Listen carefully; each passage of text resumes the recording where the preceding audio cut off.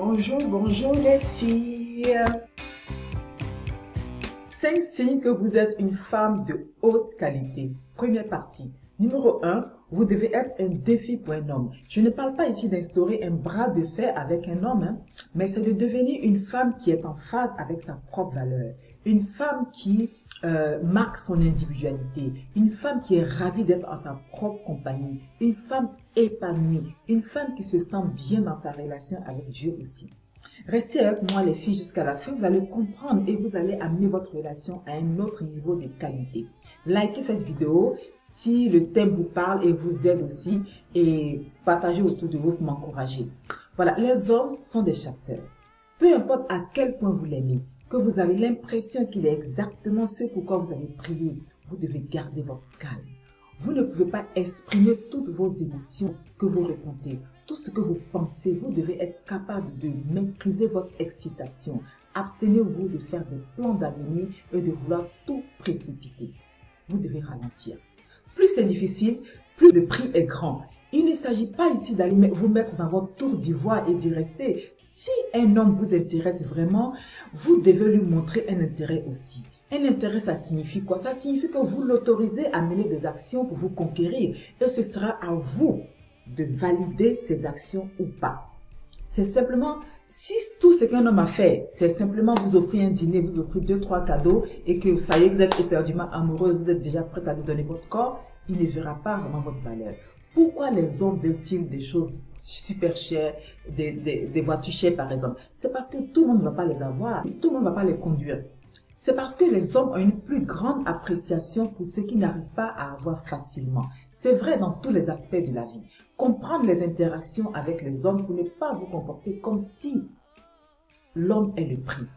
Il faut que vous compreniez que vous êtes le prix. C'est le travail de l'homme de vous poursuivre et votre travail à vous en tant que femme, c'est d'approuver. Mais si vous approuvez avant même qu'il ouvre la bouche, quel que soit votre statut, quelle que soit votre beauté, il ne saura pas l'apprécier.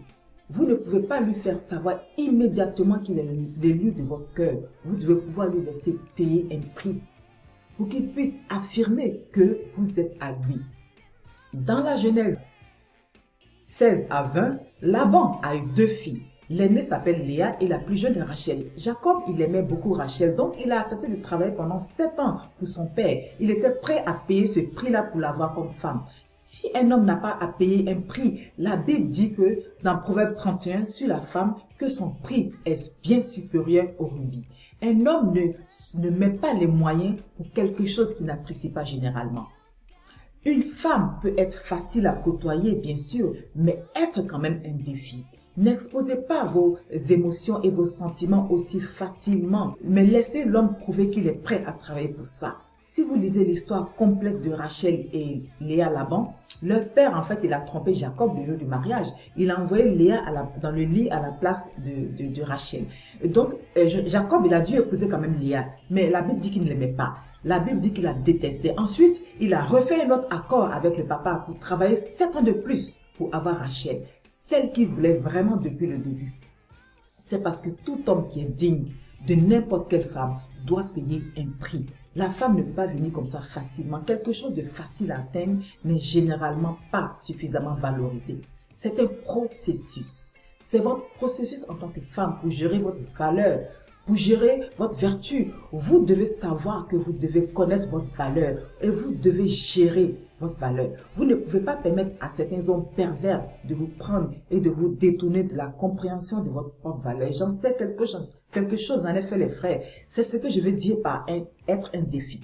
Vous devez savoir qui vous êtes. Vous devez établir vos normes sans négociation, surtout au début lorsque vous essayez de voir si un homme est réellement digne de vous ou non. Il y a certaines choses pour lesquelles vous devez juste tenir bon.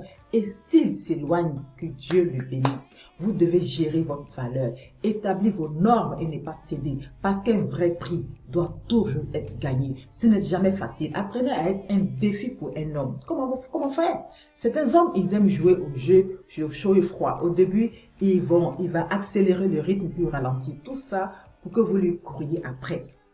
Parfois, ça frise un peu la manipulation et vous tombez dans le piège. Être un défi, ça fait aussi appel à un peu de sagesse. Vous devez apprendre à laisser un homme diriger le rythme. Laissez-le s'exprimer. Laissez-le plutôt mener un peu la danse. Ne dévancez pas trop son rythme. Ne soyez pas les premières à distribuer les je t'aime jusqu'à ce que vous compreniez vraiment ce qui se passe. Vous pouvez en quelque sorte maintenant vous laisser un peu aller une fois que vous savez que vous avez un homme engagé qui vous convient. La deuxième chose, je vous dirais que le défi est de toujours exprimer en fait vos sentiments les plus vrais. Beaucoup de femmes laissent passer les choses parce qu'elles ne veulent pas faire fuir un homme. Mais c'est mieux d'exprimer vos sentiments et découvrir s'il s'intéresse ou pas avant d'investir vraiment votre cœur dans une situation. Car si vous exprimez ce que vous ressentez, vos sentiments, et qu'un homme ne prend pas ça vraiment au sérieux, ça signifie qu'il ne se préoccupe pas vraiment de vous. Exprimez ce que vous ressentez, surtout ce que vous n'appréciez pas. Et vous pouvez le faire de manière féminine et respectueuse, bien sûr. Vous n'avez pas besoin d'être agressive. Comme le dit la Bible dans Éphésiens 4 et 15, vous pouvez dire votre vérité avec amour. Vous n'allez pas laisser les choses glisser et les mettre sous le tapis et faire la femme qui est sympa. Vous devez exprimer votre mécontentement et le dire, par exemple, s'il est en retard, j'aurais apprécié que tu me préviennes. Mais ne passez pas dessus. Ne faites pas la femme sympa qui encaisse tout avec sourire.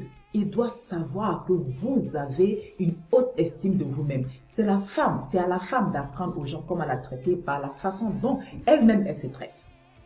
2. Vous avez le pouvoir du langage. Beaucoup de femmes font cette erreur-là.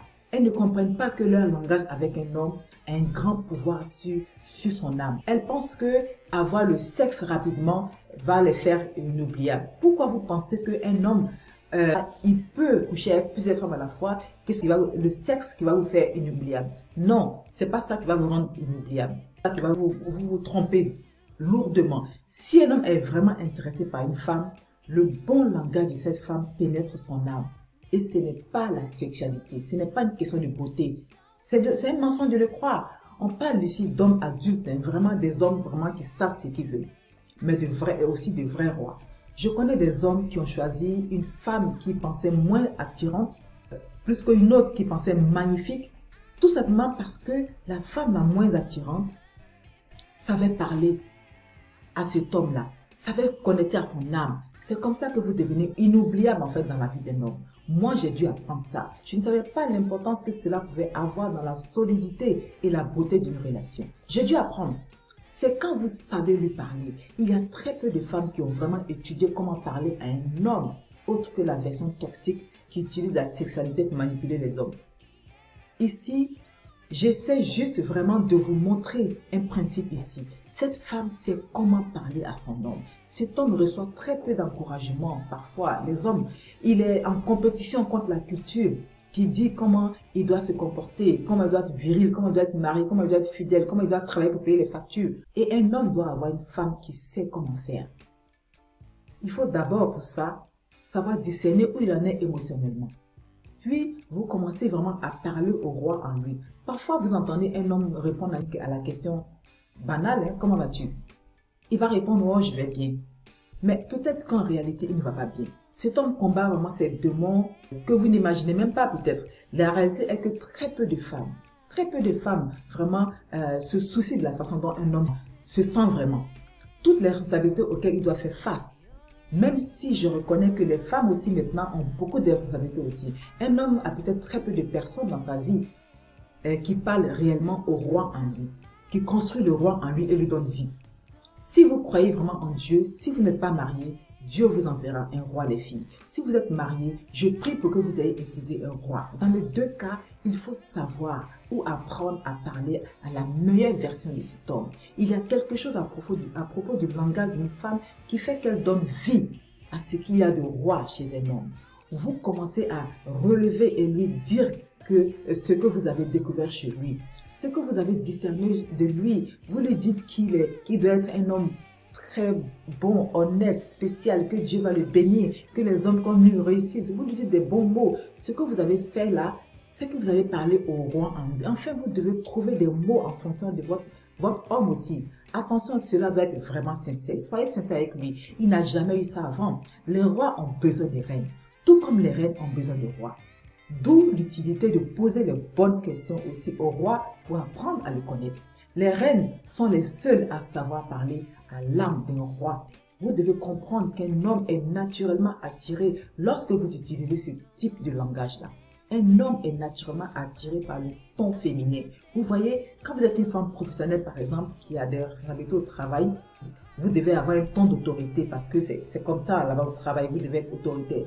Mais vous devez savoir comment changer de fréquence lorsqu'il s'agit de parler à votre homme. Vous devez passer du ton de bureau à un ton féminin avec lui. Proverbe 21:36 dit en gros, elle ouvre sa bouche avec sagesse et sa langue exprime la gentillesse. Il doit y avoir le ton de gentillesse et de réconfort dans votre voix. Utilisez des thèmes d'affection quand vous avez affaire à votre homme. Bébé, chéri, vous savez, la douce tarte quoi, peu importe. Avec ce tempérament respectueux, vous pouvez vendre n'importe quoi à un homme. Si vous avez un tempérament respectueux et comprenez que les femmes doivent être chéries et respectées, bien sûr, mais les hommes veulent être respectés. Reconnaître ses réalisations est très important pour eux. Ne laissez pas votre homme en train de se battre, de gagner de l'argent et vous ne dites rien. Ne soyez pas indifférente à ses efforts et à ses actions. Il vous dit par exemple, j'ai eu une promotion qui est sympa et vous n'avez rien à dire. Vous devez fêter ça. Vous lui avez demandé de faire quelque chose et il a commencé à le faire et vous ne le remarquez même pas, vous le mentionnez. Vous devez parler au roi en lui. Ce que vous célébrez chez lui, avec lui, sera répété parce que tout ce qu'un homme fait principalement, les hommes qui ont des relations sérieuses avec des femmes, tout ce qu'un homme fait, vous savez, c'est avant tout d'impressionner la femme de sa vie. C'est ce que mon mentor appelle l'effet pom-pom girl. Tous les garçons de l'école veulent une pom-pom girl. Les pom-pom girls, vous savez, ce ne sont pas nécessairement les plus belles filles de l'école. Mais psychologiquement, les hommes sont conçus pour être attirés par les femmes qui les célèbrent. Elles célèbrent les réalisations de l'équipe de football, par exemple. Donc, en fait, tous les joueurs de football veulent une pom-pom girl. Tous les autres garçons veulent une pom-pom girl parce que psychologiquement, ils voient la pom-pom girl comme en tant qu'une femme qui célèbre la masculinité accomplie. Alors, célébrez-le. Apprenez et commencez à parler à votre homme. Comme ça, vous réitérez indirectement vos attentes de lui. Et du coup, vous encouragerez le comportement que vous voulez voir chez votre homme. Si ça vous a aidé les filles, likez, partagez s'il vous plaît pour m'encourager. Reine un jour, reine toujours. À bientôt pour la deuxième partie.